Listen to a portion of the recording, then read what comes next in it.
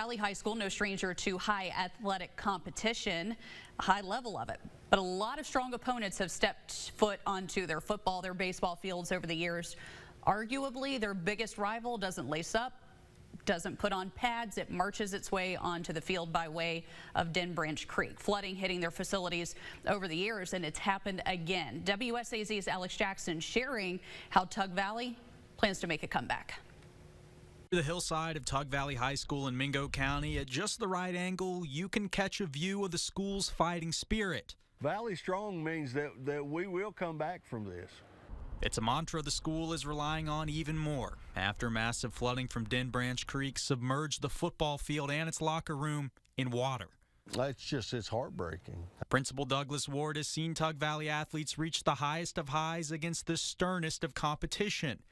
The Panthers have called these sacred grounds home for decades, with ties that run deep. I've been playing here since '87.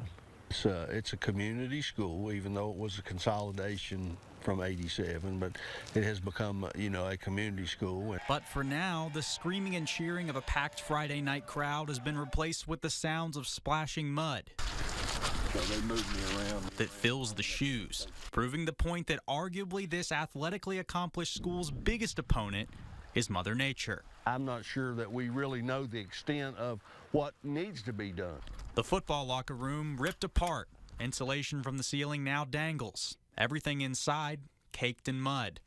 And a few hundred yards away, the baseball and softball field's hillside, eroding, threatening to drag the fence line into the water.